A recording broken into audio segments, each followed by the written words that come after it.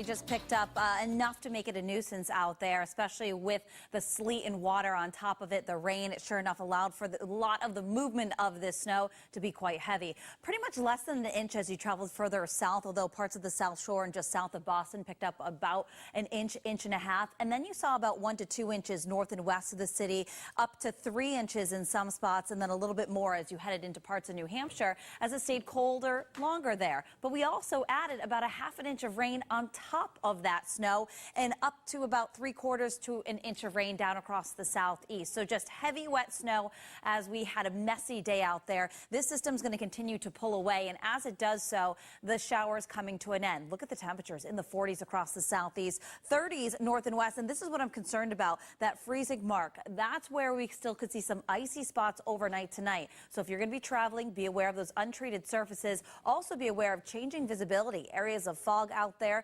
despite some gusty winds over parts of the Cape and Islands. Those winds out of the southeast, but will eventually turn out of the west-northwest and draw in, well, some temperatures that will be back into the 30s overnight tonight. And again, watching for some icy spots on those untreated surfaces. But I think areas from Boston southeast shouldn't see a problem of any of this moisture freezing up. In fact, look at tomorrow. We're into the 40s, close to 50 degrees with mostly sunny skies, a few afternoon clouds. We'll watch for temperatures to be a little bit cooler for your Tuesday, but still above freezing. And then, yes, spring-like conditions moving on in by the end of the week. It does come, though, with the risk of our next chance of showers. So mainly dry weather as we take a look at that 7-day forecast. Not too bad out there as temperatures through the overnight hours will be falling back below freezing, but afternoon temperatures above. And again, close to 60 with some showers by Friday and then cooling down by next weekend. Katie? All right, thank you. Well, if we can put today's weather behind us, the coming week looks like it's going to be a lot better for running. Especially Friday. Yeah. Even though it's a little rainy, right, Sarah? 50, 60? Yeah, I know. You think about the warmth, but it does come with some showers. Yeah, close to 60 in spots. But sure enough, I mean, hard to think about that after we saw such wintry weather this morning, anywhere from a coating to an inch, mainly south of the city. Although just south of the city, there was about an inch, inch and a half. And then you got +2 as you traveled north and west, where it was a little bit colder longer, and into parts of New Hampshire, picking up just over 3 inches of snow. So Boston, Logan reported just under an inch of snow. We're still working on some of the details, the final reports from the National Weather Service. But so far, we're still below average for the season in Boston, but still only about by 10 inches or so. Worcester coming in with just over an inch and a half of snow from today. And typically we see about 61 inches, only 48.5. But you know what? We've got some drier weather heading our way. Actually, we've got a little bit milder air too. You can see here this system that's going to continue to pull away, but we still have a lot of clouds around, some drizzle, and sure enough, temperatures inland close to that freezing mark. We'll have to watch for some icy spots that could develop as we go through the overnight hours. But it's in the 40s across the southeast. Very mild air along the immediate coast. And you can see the areas of fog that have developed as we've got visibility under a mile in places like Beverly, up through Lawrence, down in Taunton, even Plymouth and on the Cape and places like Hyannis. So just take it easy if you're going to be traveling. Down across the Cape and Islands, also seeing those wind gusts over 20 miles per hour. And those winds will be active as we go through the overnight and into tomorrow as well. Expect to see some gusts ranging around 20 to even 30 miles per hour. But as those winds will be gusty, they'll be turning out of the northwest. So overnight tonight, we're going to fall back mainly into the 30s. Inland spots, that's where we could see some potential icy spots on those untreated surfaces. Take it easy for the morning commute, but I do expect most of Metro West, as the Metro Boston area down across the southeast, will be above freezing, so there shouldn't be any problems. As you head to work and school, remember that sunrise now at 7:03. We'll finally be able to see the sunset. Today, those clouds definitely didn't allow for that at 6:46, and we're looking at temperatures climbing into the 40s with mostly sunny skies. So it should be a pretty decent afternoon, although we'll see some more clouds the further north and west you go. But temperatures will be soaring close to 50 in some spots, well above the average. Unfortunately, we do have some cooler weather that will follow for Tuesday, but still not too bad. We're going to stay above freezing. Then we're going to see that slow climb back up late in the week. And yes, that's where we could get close to 60 degrees. A kink in the jet stream will continue to lift to the north and will ridge right over the eastern seaboard. And sure enough, that's going to allow for that mild air to come on in late in the week. But notice the jet stream too.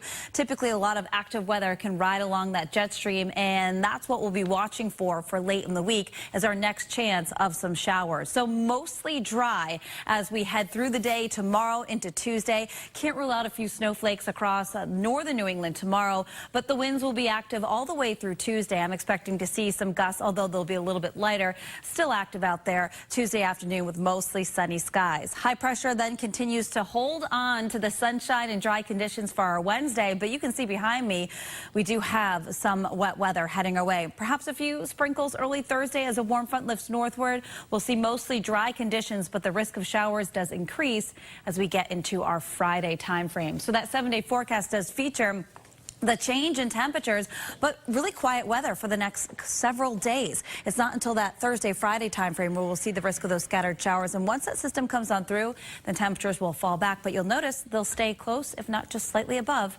normal. So a couple things. We have more daylight in the evening and Lovely. warmer temperatures. I feel spring fever coming on this week for a lot of folks. I can't call out the risk of snow, though. Just saying. Oh, yeah, and it will be great. I'm sure a lot of people will be getting outdoors and enjoying the warmer weather heading our way. But today, it was just tough for all those who are training. We had snow, then sleet, and then drizzle and rain on top of it. It just really allowed for all of that slop out there to be hard to move. But now we're starting to dry out. There are a few showers out to the west, but this is how much snow we picked up. Anywhere from a ½ an inch to about an inch across southeastern Massachusetts. And then as you got towards Boston, just under an inch, but around the city about an inch, inch and a half, and then up to 2.5 to even 3 inches as you headed into New Hampshire, where it was a little bit colder, a little bit longer. Believe it or not, we've only picked up 27.4 inches of snow this winter, and March has been the snowiest month of them all. We've picked up over a foot so far, and that's above the average of 7.8 we typically see. In fact, most of our snow has come from February and March.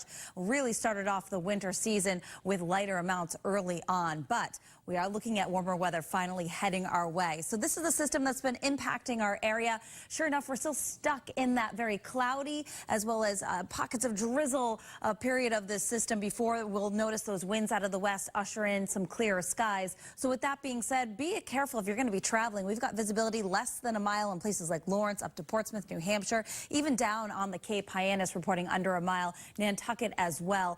And as we do expect to see some fog as well as some drizzle, temperatures, if they're close to that freezing mark, may be an issue with some icy spots, but good to see Worcester finally getting above that freezing mark now, and temperatures in the 30s and 40s. So as we go through the overnight hours, not too much of a drop in temperatures. We'll stay above freezing in most locations, and sunshine returns by 7 o'clock.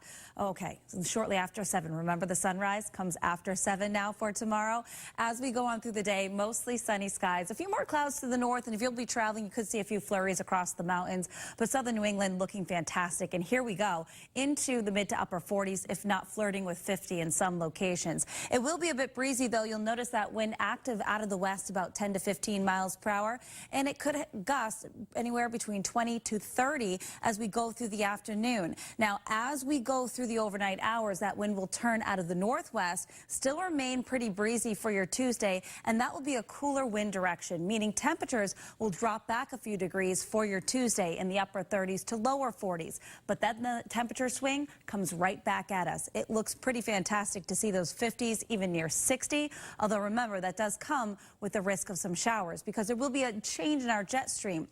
We'll notice a ridge of high pressure building along the eastern seaboard. That will bring in that warm air, but it also allows for the jet stream to just go right over New England, meaning the storm track will be right over our area. So over the next couple of days, enjoy the dry conditions. High pressure mainly in control, providing mostly sunny skies even through Wednesday. But that system to the west, it starts to move on in. So by Thursday into Friday, that's when we'll start to see the risk of those scattered showers. But it comes with that warmer weather. So we take it for what we can. Once that system comes on through, of course, then we'll see temperatures drop back down. But it does look as though we'll stay, if not just above or near normal as we head into next weekend. So a lot of good training days this week. Yeah, that evening daylight's going to be Oh, yes. very, very Looking welcome. forward to it. Yeah, 6:45 sunset tomorrow.